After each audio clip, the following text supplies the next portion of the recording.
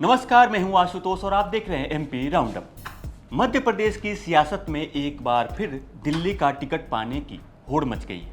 मौका है राज्यसभा चुनाव का। एमपी की 3 सीटें खाली हो रही हैं। इन 3 सीटों में से 2 पर बीजेपी का कब्जा है, जबकि 1 पर कांग्रेस का।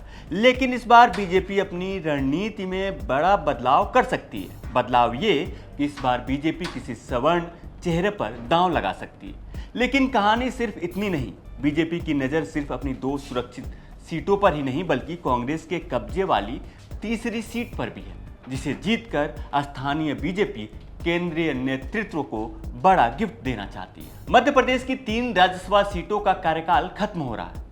बीजेपी के डॉक्टर सुमेर सिंह सोलंकी और केंद्रीय राज्य मंत्री जॉर्ज कुरियन राज्यसभा सांसद हैं, जबकि 1 सीट पर कांग्रेस के दिग्विजय सिंह राज्यसभा सांसद हैं। फिलहाल बीजेपी अपनी रणनीति बनाने में जुट गई है।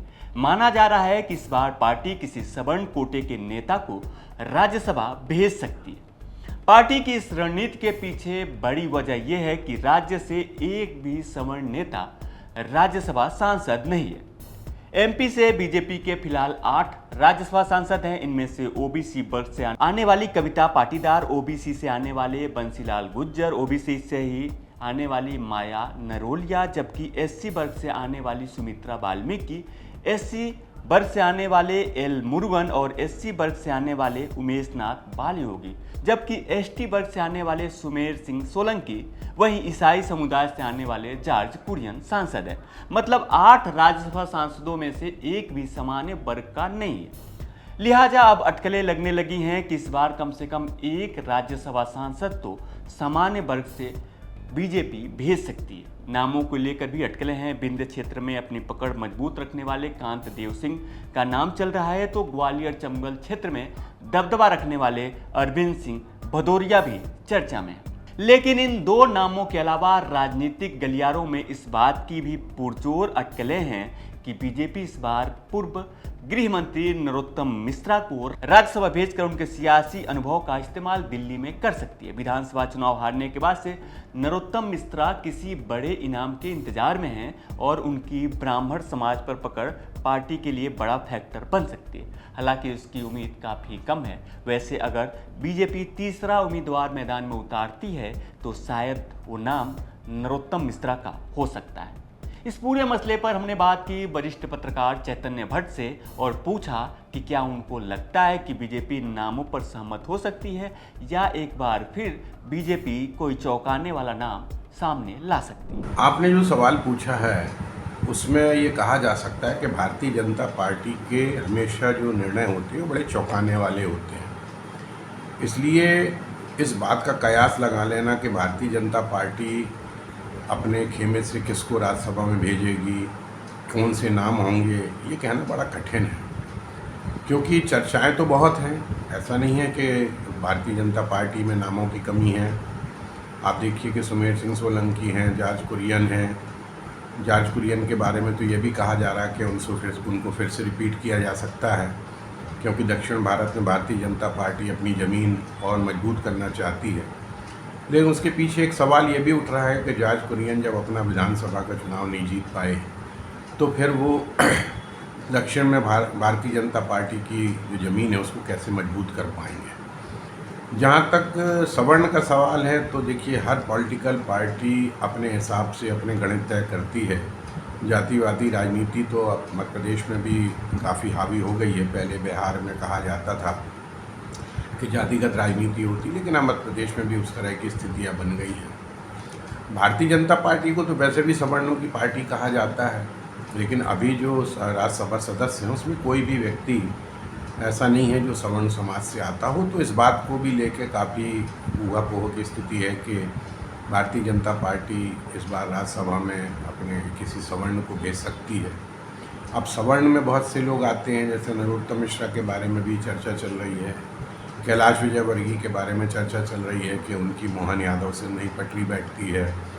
एक खबर तो ये भी है कि शायद कैलाश विजयवर्गीय जी ने आज जाके दिल्ली में गुहार भी लगाई थी कि मुझे राज्यसभा भेज दिया जाए, लेकिन उनको ये कहा गया कि आपको जो जिम्मेदारी मध्य प्रदेश में दी गई उसका आप पालन करें। तो अब ये देखना होगा कि भारतीय जनता पार्टी किस तरह से दो लोगों को राज्यसभा में भेजती है। अब रहा तीसरी सीट का सवाल, जो कांग्रेस को जा सकती है, लेकिन कांग्रेस के सामने एक बड़ा संकट ये है कि उसके जो 3 लोग हैं, 3 विधायक हैं, उनकी स्थिति ऐसी डावाडोल है कि वो आप हो सकता है कि आपका वोट ना दे पाएँ।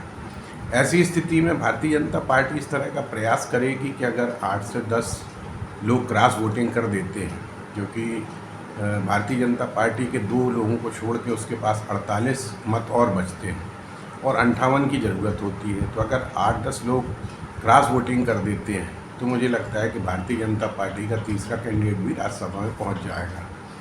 लेकिन इधर कांग्रेस भी पूरी तरह से सचेत है। ये बात ज़रूर है कि वो आरोप बार बार लगा रही है कि हॉर्स ट्रेडिंग कर सकते हैं, क्रॉस वोटिंग करवा सकते हैं, लेकिन ये जिम्मेदारी कांग्रेस की है कि वो अपने विधायकों को संभाल के रखे। अब देखना ये होगा कि 18 जून को जो चुनाव हैं और कब तक इसका निर्णय होता है, लेकिन मुझे लगता है कि भारतीय जनता पार्टी बहुत जल्द इस मामले में निर्णय कर देगी और हो सकता है कि इस बार कोई सवर्ण समाज का व्यक्ति राज्यसभा में जाए। इस बात की भी संभावना है कि जॉर्ज कुरियन की जगह किसी मध्य प्रदेश के व्यक्ति को ही यहाँ पर राज्यसभा में भेजा जाए, क्योंकि ये कहा जा रहा है कि मध्य प्रदेश से अगर दूसरे प्रदेश के व्यक्ति को भेजा जाता है तो वो मध्य प्रदेश की समस्याओं को राज्यसभा में उतनी दमदारी से नहीं उठा सकता है। अब इसके लिए थोड़ा सा इंतजार करना हमको जरूरी होगा। इन सवर्ण चेहरों के अलावा 2 और नाम हैं जिन पर सस्पेंस बरकरार है। एक है कैबिनेट मंत्री कैलाश विजयवर्गीय का। कैलाश विजयवर्गीय आजकल राज्य सरकार से थोड़े खफा चल रहे हैं। पिछले कई कैबिनेट मीटिंग में वो शामिल नहीं हुए। हालांकि कैलाश विजयवर्गीय के राज्यसभा जाने की संभावना काफ़ी कम है। अगर बात करें जॉर्ज कुरियन की तो चर्चा ये है कि उनको दोबारा मौका मिल सकता है, क्योंकि कुरियन 1980 के दशक से यानी जनसंघ के दौर से पार्टी के वफादार रहे हैं। कुरियन को बीजेपी दोबारा मौका दे सकती है ताकि केरल और दक्षिण भारत में ईसाई समुदाय के बीच एक बड़ा संदेश बरकरार रहे। अब सवाल है कि अगर किसी सामान्य वर्ग के उम्मीदवार को राज्यसभा बीजेपी नहीं भेजती, ऐसे में एसटी वर्ग से आने वाले लाल सिंह आर्य राज्यसभा जाने के प्रबल दावेदार हो सकते हैं, ताकि दलित वोट बैंक में कोई सेंध न लगा सके। तो साफ है कि मध्य प्रदेश का यह राज्यसभा चुनाव सिर्फ 3 सांसदों को दिल्ली भेजने का जरिया नहीं है, बल्कि यह 2028 के विधानसभा चुनाव और बीजेपी के भीतर की अंदरूनी गुटबाजी को साधने का एक बड़ा जरिया भी है। क्या बीजेपी अपने प्लान 3 को अंजाम देकर कांग्रेस के खेमे में सेंध लगा पाएगी? क्या अरविंद भदौरिया, कांतेव सिंह की संगठन में वफादारी रंग लाएगी, या फिर नरोत्तम मिश्रा और कैलाश विजयवर्गीय जैसे दिग्गज बाजी मार ले जाएंगे? यह देखना काफ़ी दिलचस्प होगा। तो आज का एमपी राउंडअप आपको कैसा लगा कमेंट में जरूर बताएं और मध्य प्रदेश से जुड़ी तमाम बड़ी खबरें देखने के लिए देखते रहें एमपी तक।